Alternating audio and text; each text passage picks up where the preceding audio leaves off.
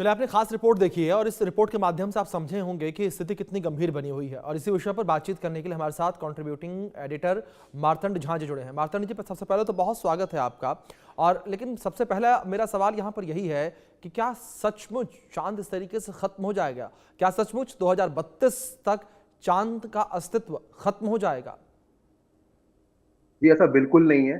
जो जी रिपोर्ट्स आई हैं उसके मुताबिक 3 से 4% का प्रोबेबिलिटी है कि जी ये जो एस्टेरॉयड है ये चांद के सरफेस को हिट करेगा। जी देखिए, प्रोबेबिलिटी होने में और एक्चुअल होने में बहुत बड़ा अंतर होता है। जी प्रोबेबिलिटी एक एस्टिमेशन है कि ऐसी कोई घटना दुर्घटना घट सकती है।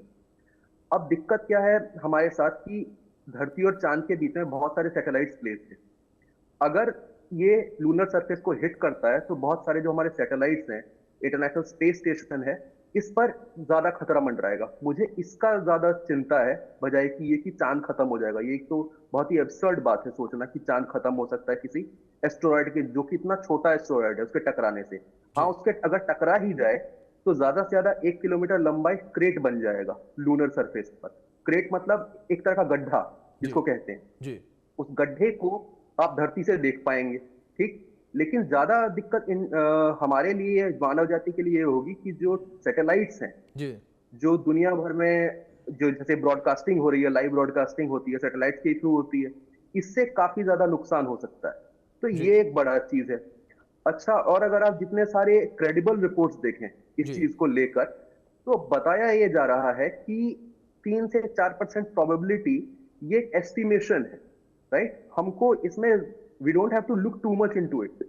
अगर हम बहुत ज्यादा इससे परेशान हो रहे हैं, एक तो ये बहुत लंबी अभी समय है, इसमें 5-7 साल की दूरी है। जी सेकेंडली, अगर ये बहुत ही नजदीक आ जाता है इंटरनेशनल स्पेस स्टेशन के या किसी सैटेलाइट के, तो बहुत सारे हमारे पास आज तकनीक उपलब्ध है कि उस एस्टेरॉयड को रास्ते में ही तोड़ा जा सके।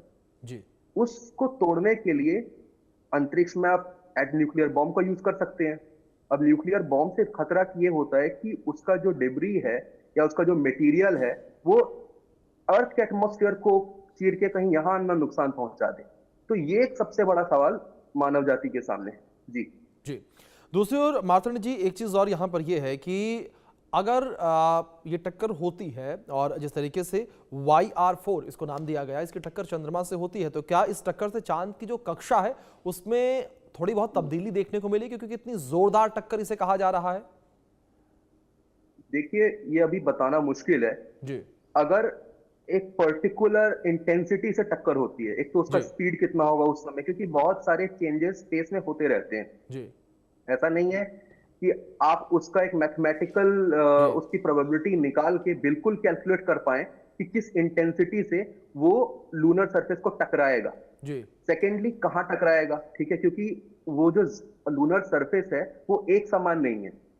एक जी समान नहीं है इसका मतलब ये कि कहीं पर ये उठा हुआ है, कहीं नीचे है, मतलब एक समतल जमीन नहीं है वो। जी टकराना जहां पर भी वो टक्कर होगा या नहीं होगा, पहले इसकी प्रोबेबिलिटी हमें देखनी पड़ेगी। सेकेंडली, हो सकता है वो बीच में ही किसी और वस्तु से टकरा जाए, किसी सैटेलाइट से टकरा जाए, किसी स्पेस, हमारे जो इंटरनेशनल स्पेस स्टेशन है उससे टकरा जाए। हो सकता है ये तीनों प्रोबेबिलिटीज ना हो, और नासा या जो बड़ी स्पेस एजेंसीज हैं वो कुछ ऐसा इसका तरकीब निकालें कि उस एस्ट्रॉयड को बीच में ही रोक दिया जाए, उसको ध्वस्त कर दिया जाए। क्योंकि ज्यादा खतरा, अगर हमें पता ही है कि खतरा होने वाला है, तो उसके लिए भी एक प्रीएम्प्टिव प्लान जरूर बनाया जाएगा मेरे विचार में। जी। जी। दूसरी ओर मार्तंड जी, मैं कैलकुलेशन अभी समझना चाहूंगा आपसे। जिस तरीके से एक रिपोर्ट भी मैंने देखी, उस रिपोर्ट में इस बात का जिक्र किया गया, जैसे आपने भी शुरुआत में बातचीत में जिक्र किया, कि 4% के आसपास के चांसेस हैं कि ये जी। जो टक्कर है वो हो सकती है। लेकिन दूसरी ओर संभावना में ये भी कहा गया कि बढ़कर ये 30% तक भी पहुंच सकती है। तो मार्तंड जी, मैं ये समझना चाहूंगा कि ये संभावना जो है, इसे किस तरीके से कैलकुलेट किया जाता है, वैज्ञानिक किस तरीके से इस आधार पर पहुंचते हैं कि ये संभावना इतनी ज्यादा बनती हुई नजर आ रही है? ये तो देखिए, जो लोग एरोफिजिक्स या एस्ट्रोफिजिक्स के जो साइंटिस्ट हैं, जी वो, उनको मैथमेटिक्स और फिजिक्स में एक तरह की महारत हासिल होती है, जी तभी वो जी ये काम कर पाते हैं। इसका आम जनता के लिए मेरे विचार में कोई ज्यादा इससे सरोकार है नहीं। बस सरोकार इतना है कि मानव जाति को इससे कितना खतरा होगा। रही बात जो कैलकुलेशंस की, लगातार डिफरेंट स्पेस एजेंसीज अपने अपने एस्टिमेशन और प्रोबेबिलिटीज को बहुत सारे कॉन्फ्रेंसेस, बहुत सारे सेशंस, बहुत सारे वर्कशॉप में प्रेजेंट करती हैं और उसके बाद एक एस्टिमेशन निकाला जाता है कि कौन कितना करीब है कैलकुलेशंस में। मेन बात यह है कि अगर सारी स्पेस एजेंसी एक ही अगर बात कर रही हैं कि देखिए 4% की प्रोबेबिलिटी है जी और जी एक मान लीजिए एक तरह की जग जाहिर बात बन जाए कि 4% ही, इससे ज्यादा नहीं होगा। आपने ऐसे कहा कि कुछ लोग 30% कह रहे हैं, अब वो कुछ लोग कितने लोग हैं, जी राइट? अगर वो कुछ ही लोग हैं और उसका मतलब वेरिफिकेशन नहीं हो पा रहा है मैथमेटिक्स में या साइंस की फील्ड में, जी सबसे इंपॉर्टेंट चीज है पीयर रिव्यू। जी पीयर रिव्यू मतलब ये कि अगर आप एक तरीके से एक पर्टिकुलर रिजल्ट तक पहुंचे हैं तो क्या कोई दूसरा व्यक्ति दूसरे तरीके से वही रिजल्ट तक पहुंचता है या नहीं पहुंचता है। बिल्कुल बेसिकली बिल्कुल अगर रिजल्ट की डुप्लीसिटी या ट्रिप्लीकेशन या क्वाड्रिप्लीकेशन कर पाया जाए तब पता चलता है कि हाँ सही में यही रिजल्ट है।